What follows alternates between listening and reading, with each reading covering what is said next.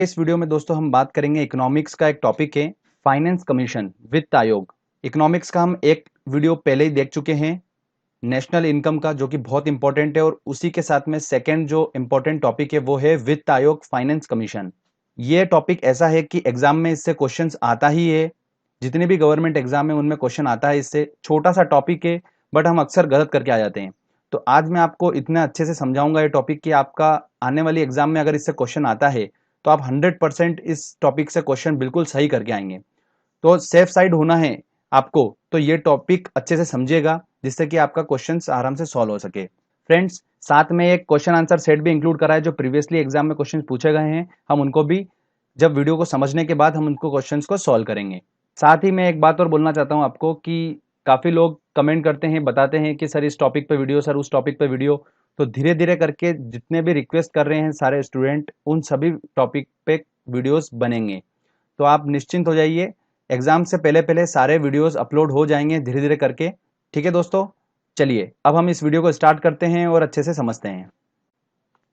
सबसे पहले मैं आपको कुछ इंपॉर्टेंट पॉइंट्स बताऊंगा, उसके बाद मैं आपको पूरा बताऊंगा कि वित्त आयोग है क्या और इसके काम क्या होते हैं। तो ध्यान से देखिए। सबसे पहले मैं आपको बताता हूं कि भारत के संविधान के आर्टिकल 280 में केंद्रीय वित्त आयोग के गठन का प्रावधान दिया गया है। कौन से आर्टिकल में? 280 आर्टिकल में दिया गया है। बहुत ही इंपॉर्टेंट क्वेश्चन है, एसएससी और इन सब एग्जाम में पूछा गया क्वेश्चन है। ये एक संवैधानिक निकाय है, एक सलाहकारी निकाय है। एक संवैधानिक निकाय है और एक सलाहकारी निकाय है। ध्यान रखिएगा, क्या बोल रहा हूं मैं? सलाहकारी निकाय, मतलब ये सलाह देती है, ये निकाय है। ठीक है। अब दोस्तों मैं आपको बताता हूं कि हम वित्त आयोग फाइनेंस कमीशन को पढ़ेंगे कैसे। सबसे पहले हम गठन की बात करेंगे, फिर हम इसके स्ट्रक्चर की बात करेंगे, संरचना की बात करेंगे, फिर हम इसके वर्क देखेंगे कि क्या क्या काम होते हैं वित्त आयोग के, और फिर लास्ट में कुछ इंपॉर्टेंट पॉइंट्स बताऊंगा एग्जाम पर्सपेक्टिव के हिसाब से। ठीक है दोस्तों, चलिए एक एक करके चीजों को समझते हैं। सबसे पहले हम बात करते हैं गठन की। तो ध्यान रखिए कि वित्त आयोग की स्थापना कब हुई थी? 1951 में इसकी स्थापना हुई थी। 1951 में वित्त आयोग का गठन हुआ था। ठीक है। वित्त आयोग का गठन भारत का राष्ट्रपति करता है। कौन करता है? वित्त आयोग का गठन भारत का राष्ट्रपति करता है। ध्यान रखिए, राष्ट्रपति करता है, प्रधानमंत्री बिल्कुल भी ना दिमाग में रखे। राष्ट्रपति, अक्सर स्टूडेंट ये गलती करके आते हैं एग्जाम में और बताते हैं, तो राष्ट्रपति ध्यान रखिए। ठीक है। उसके बाद दोस्तों अगला पॉइंट आता है हमारा, राष्ट्रपति हर 5 साल के लिए वित्त आयोग का गठन करता है। कितने साल के लिए? 5 साल के लिए वित्त आयोग का गठन करता है। कौन करता है? राष्ट्रपति करता है। ध्यान रखिएगा दोस्तों एक इंपॉर्टेंट पॉइंट, कि राष्ट्रपति अपनी आवश्यकता अनुसार 5 साल पहले भी वित्त आयोग का गठन कर सकता है। अगर उसको लग रहा है कि जो आयोग उसने बनाया है प्रॉपर नहीं हो पा रहा है काम, तो वो उसको चेंज कर सकता है, 5 साल पहले भी उसका वापस गठन कर सकता है। तो ये भी एग्जाम में पूछा जाता है। ठीक है। अब हम थोड़ा सा ग्राफिकली चीजों को अच्छे से मैं आपको समझाता हूं। ठीक है, चलो स्ट्रक्चर देखते हैं हम। अब स्ट्रक्चर कैसा है दोस्तों? ऐसे देखिए, ये है हमारे राष्ट्रपति जी। राष्ट्रपति जी क्या करते हैं? वित्त आयोग का गठन करते हैं, जिसके अंदर एक होता है अध्यक्ष और 4 होते हैं उसके सदस्य। इसी को हम क्या बोलते हैं? वित्त आयोग बोलते हैं। ठीक है। इसका गठन कौन करता है? राष्ट्रपति करता है। हाँ, एक और इंपॉर्टेंट पॉइंट, कि अध्यक्ष और सदस्यों का जो शपथ होती है वो कौन दिलाता है? वो भी राष्ट्रपति ही दिलाता है। तो ये भी इंपॉर्टेंट पॉइंट एग्जाम में पूछा जाता है। ठीक है, समझ में आ गया आपको? अब जो मेंबर हैं इस वित्त आयोग के, उनकी क्वालिफिकेशंस क्या क्या होना चाहिए? तो वो उच्च न्यायालय के न्यायाधीश के योग्य होना चाहिए। ठीक है। वित्त मामलों की उसमें समझ होना चाहिए, जो फाइनेंस की जो समझ होना चाहिए वो उनके अंदर होना चाहिए, और इकोनॉमिक्स का विशेष ज्ञाता होना चाहिए, अर्थशास्त्र का विशेष ज्ञाता होना चाहिए वो। तो ये सब क्वालिफिकेशन होना चाहिए वित्त आयोग के मेंबर में। एक अध्यक्ष होता है, 4 सदस्य होते हैं। तो ये आपने समझा इसका स्ट्रक्चर क्या होता है। राष्ट्रपति इसका गठन करता है, राष्ट्रपति इनको शपथ दिलाता है। तो ये हमने समझ लिया। अब चलिए आगे मैं आपको बताता हूं दोस्तों कि वित्त आयोग जो है हमारा फाइनेंस कमीशन, इसका वर्क क्या क्या होता है। काफी डिफिकल्ट लैंग्वेज में बहुत लोगों ने बता रखा है, बट मैं आपको सरल और सिंपल लैंग्वेज में बताऊंगा कि आपके दिमाग में बिल्कुल क्लिक कर जाएगा वो एक ही बार में। देखिए कि वर्क क्या होता है। वित्त आयोग का काम जो होता है वो क्या होता है, कि केंद्र सरकार होती है जो सेंट्रल गवर्नमेंट, और राज्य सरकार जो होती है के बीच में जो टैक्स होता है, जो हम टैक्स पे करते हैं, वो गवर्नमेंट के पास जाता है।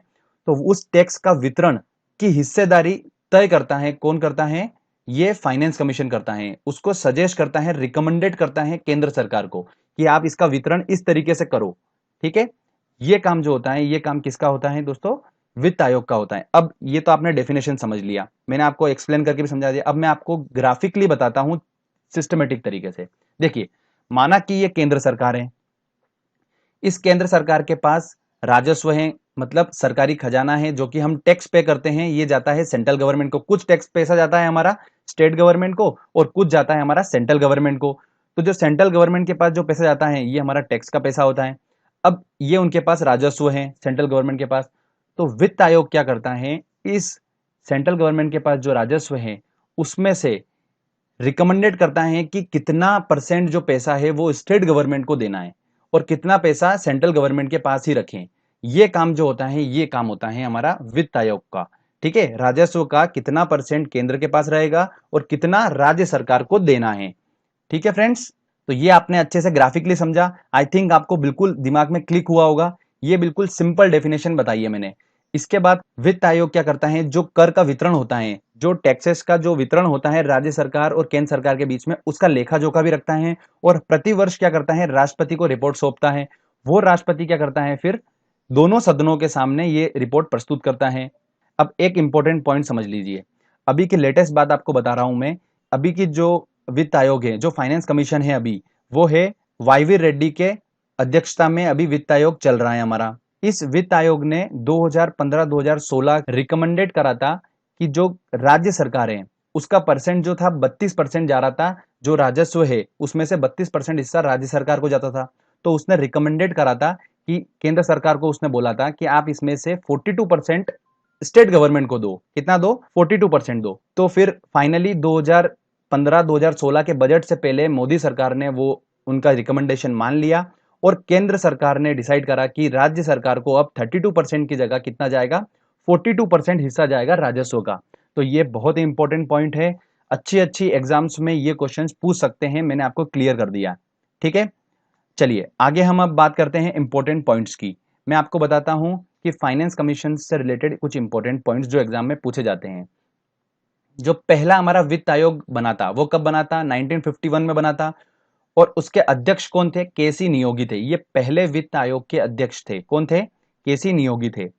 और इनका कार्यकाल जो चला था, गठन तो 1951 में हो गया था, बट इनका जो कार्यकाल चला था वो चला था 1952 से लेकर 1957।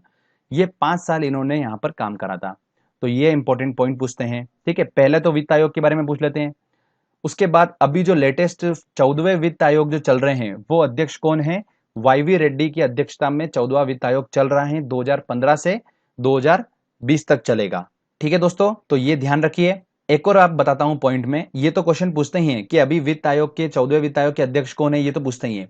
बट थोड़ा सा ट्रिकी अगर एग्जाम में आ गया क्वेश्चन तो वो क्या आएगा, ये आ सकता है कि वाईवी रेड्डी जो बने हैं अभी अध्यक्ष, वो किसकी जगह पर बने हैं, ये क्वेश्चन पूछ लेते हैं। तो ध्यान रखिएगा कि वाईवी रेड्डी जो है वो बने थे in place of Vijay L Kelkar की जगह पर ये अध्यक्ष बने थे। जो 13वें वित्त आयोग के अध्यक्ष थे वो कौन थे, विजय एल केलकर थे। तो ये क्वेश्चंस ऐसे बनते हैं एग्जाम में। समझ में आया आपको। अब एक बात और लास्ट ध्यान रखिए कि हमने तो अभी केंद्र की बात करी थी, अब अगर राज्य वित्त आयोग की बात होती है तो उसका गठन जो है वो आर्टिकल 243(1) के तहत किया जाता है।